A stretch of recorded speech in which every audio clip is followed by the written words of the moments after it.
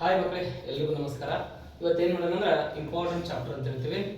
ಅದು ಯಾವುದಪ್ಪ ಅಂತಂದ್ರೆ ಚತುರ್ಭುಜಗಳ ಪರಿಚಯದಲ್ಲಿರ್ತಕ್ಕಂಥ ಅಭ್ಯಾಸ 3.2 ಲೆಕ್ಕಗಳ ಬಗ್ಗೆ ಏನು ಮಾಡೋಣ ಈಗ ಅವುಗಳ ಬೆಲೆಗಳನ್ನು ಕಂಡಿರ್ತಕ್ಕಂಥ ಒಂದು ಪ್ರಯತ್ನವನ್ನ ಮಾಡೋಣ. ಇಲ್ಲಿ ಫಸ್ಟ್ ಮೇನ್ ಒಳಗೆ ಏನು ಕೊಟ್ಟಿದ್ದಾರೆ ಅಂದ್ರೆ ಈ ಕೆಳಗಿನ ಚಿತ್ರಗಳಲ್ಲಿ ಎಕ್ಸ್ ನ ಬೆಲೆಯನ್ನ ಕಂಡುಹಿಡಿಯಲಿಕ್ಕೆ ಹೇಳಿದ್ದಾರೆ. ಇಲ್ಲಿ ನೋಡ್ರಿ, ಎರಡು ಚಿತ್ರಗಳನ್ನ ಕೊಟ್ಟಿದ್ದಾರೆ. ಎರಡು ಚಿತ್ರಗಳಲ್ಲಿ ಅವ್ರು ಏನು ಮಾಡೋದಕ್ಕೆ ಹೇಳಿದ್ದಾರೆ, ನಮ್ಗೆ ಎಕ್ಸ್ ನ ಬೆಲೆಯನ್ನ ಕಂಡುಹಿಡಿಯಲಿಕ್ಕೆ ಹೇಳಿದ್ದಾರೆ. ಎಕ್ಸ್ ನ ಬೆಲೆಯನ್ನ ಫೈಂಡ್ ಔಟ್ ಮಾಡೋಣ. ಏನ್ ಮಾಡ್ಬೇಕು, ಈ ಆಕೃತಿ ನೋಡಿದ ತಕ್ಷಣ ನಮ್ಗೆ ಏನ್ ನೆನಪಾಗುತ್ತೆ, ಇದು ಒಂದು ತ್ರಿಭುಜ ಅಂತ ಕರಿತೀವಿ. ತ್ರಿಭುಜದ ಹೊರ ಕೋನಗಳ ಮೊತ್ತ ಎಷ್ಟಿರುತ್ತೆ ಮಕ್ಕಳೇ, 360 ಡಿಗ್ರಿಗೆ ಸಮವಾಗಿರುತ್ತಾ. ಇಲ್ಲಿ ನೋಡಿ 125 ಡಿಗ್ರಿ ಇದೆ, ಇಲ್ಲಿ ಕೂಡ ಏನಿದೆ 125 ಡಿಗ್ರಿ ಪ್ಲಸ್ ಎಕ್ಸ್ ಗೊತ್ತಿಲ್ಲ, ಎಕ್ಸ್ ಎಷ್ಟಿಗೆ ಸಮವಾಗಿರುತ್ತೆ, ಇದು 360 ಡಿಗ್ರಿಗೆ ಸಮವಾಗಿರುತ್ತಾ. ಈಗ ನೋಡಿ ಇವೆರಡು ಕೋನಗಳನ್ನು ಕೂಡಿಸ್ರಿ, 125 ಪ್ಲಸ್ 125 ಎಷ್ಟಾಗುತ್ತೆ, 250 ಡಿಗ್ರಿ ಪ್ಲಸ್ ಎಕ್ಸ್ ಏನಾಗುತ್ತೆ 360 ಡಿಗ್ರಿ ಆಗುತ್ತೆ ಮಕ್ಕಳೇ. ಈಗ ನಾವೇನ್ ಮಾಡ್ತಾ ಇದೀವಿ, ಇಲ್ಲಿ ಎಕ್ಸ್ ನ ಬೆಲೆಯನ್ನ ಕಂಡುಹಿಡಿತಾ ಇದೀವಿ. ಸೊ ಎಕ್ಸ್ ಏನಾಗುತ್ತೆ 360 ಡಿಗ್ರಿ, ಇದು ಪ್ಲಸ್ 250 ಇರುತ್ತೆ, ಆ ಸೈಡ್ ಹೋದ್ರೆ ಏನಾಗುತ್ತೆ ಮೈನಸ್ 250 ಡಿಗ್ರಿ ಆಗುತ್ತೆ. ಈಗ ನೋಡಿ 360ರಲ್ಲಿ 250 ಕಳೆಯಿರಿ, ಏನ್ ಬರುತ್ತೆ 110 ಡಿಗ್ರಿ. ಅವ್ರು ಕೇಳಿರ್ತಕ್ಕಂಥ ಕೋನದ ಅಳತೆ ಎಷ್ಟು ಅಂದ್ರೆ ಮಕ್ಕಳೇ 110 ಡಿಗ್ರಿಗೆ ಸಮ ಇರುತ್ತಾ ಅಂತ ಹೇಳ್ತೀವಿ. ಇನ್ನು ಇಲ್ಲಿ ಬನ್ನಿ, ಎರಡನೇ ಲೆಕ್ಕ ನೋಡ್ರಿ. ಇಲ್ಲಿ ನೋಡಿದಾಗ ಏನಂತಂದ್ರ, ಇಲ್ಲಿ ನೋಡಿ ಈ ಸಿಂಬಲ್ ನೋಡಿದ ತಕ್ಷಣ ನಮ್ಗೆ ಏನು ಗೊತ್ತಾಗುತ್ತೆ, ಈ ಕೋನ 90 ಡಿಗ್ರಿ ಸಮವಾಗಿರುತ್ತಾ, ರೈಟ್ ಆಂಗಲ್ ಅಂತ ಕರಿತೀವಿ.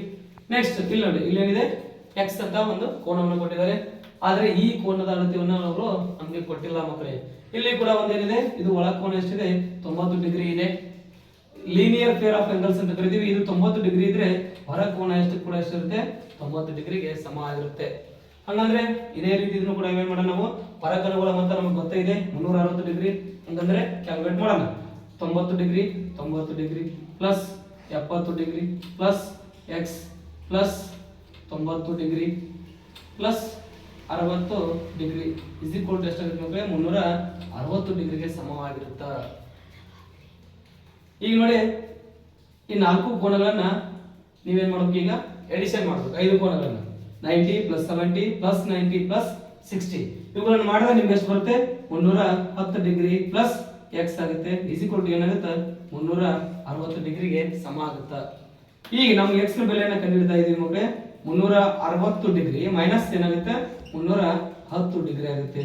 ಈಗ ಮೈನಸ್ ಮಾಡಿದಾಗ ಏನ್ ಸಿಗುತ್ತೆ ನಮ್ಗೆ, 60ರಲ್ಲಿ 10 ಕಳೆದ್ರೆ 50 ಡಿಗ್ರಿ ಸಿಗುತ್ತೆ. ಅವ್ರು ಕೇಳಿರ್ತಕ್ಕಂಥ ಕೋನದ ಅಳತೆ ಎಷ್ಟು, 50 ಡಿಗ್ರಿ ಅಂತ ಹೇಳ್ತೀವಿ. ಮಕ್ಕಳೇ, ಅಭ್ಯಾಸ 3.2 ಎರಡನೇ ಪ್ರಶ್ನೆ, ಈ ಕೆಳಗೆ ತಿಳಿಸಿರುವ ಸಂಖ್ಯೆಯ ಬಾಹುಗಳನ್ನು ಹೊಂದಿರುವ ನಿಯಮಿತ ಬಹುಭುಜಗಳಲ್ಲಿ ಪ್ರತಿ ಕೋನದ ಹೊರ ಕೋನದ ಅಳತೆಯನ್ನ ಕಂಡುಹಿಡಿಯಲು ಅಂತ ಹೇಳಿದರೆ ಏನ್ ಮಾಡಿದ್ದಾರೆ, ಎಕ್ಸ್ಟೀರಿಯರ್ ಆಂಗಲ್ ಅನ್ನ ಫೈಂಡ್ ಔಟ್ ಮಾಡೋದಕ್ಕೆ ಅವರು ಹೇಳಿದ್ದಾರೆ. ಇಲ್ಲಿ ಮಕ್ಕಳು ಏನ್ ಕೊಟ್ಟಿದ್ದಾರೆ, 9 ಬಾಹುಗಳಂತ ಕೊಟ್ಟಿದ್ದಾರೆ. ಹಂಗಂದ್ರೆ ಬಾಹುಗಳ ಸಂಖ್ಯೆ ಅಂತ ಬರ್ಕೊಳ್ಳಿ, ಬಾಹುಗಳ ಸಂಖ್ಯೆ ಇಸ್ ಈಕ್ವಲ್ ಟು ಏನಾಗುತ್ತೆ 9 ಆಗುತ್ತೆ.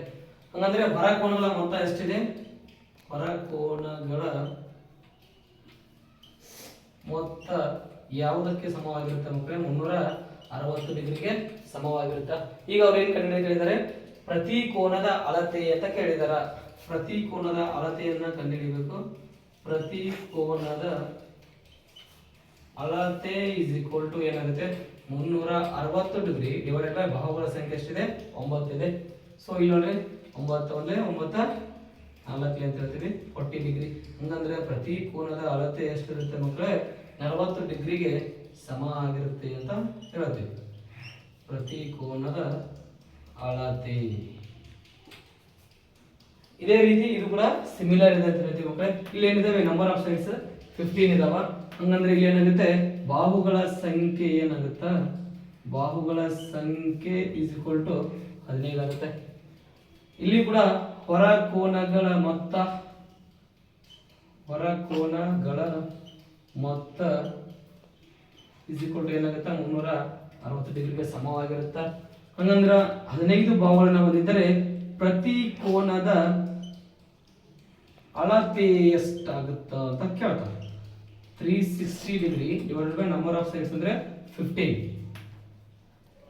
ಸೊ ಇಲ್ಲಿ ನೋಡಿ 3 5 ಆಗುತ್ತೆ, 3 ಇಲ್ಲಿ 15, ಇಲ್ಲಿ ಕೂಡ 3 1 3 3 2 6 0ಕ್ಕೆ 0.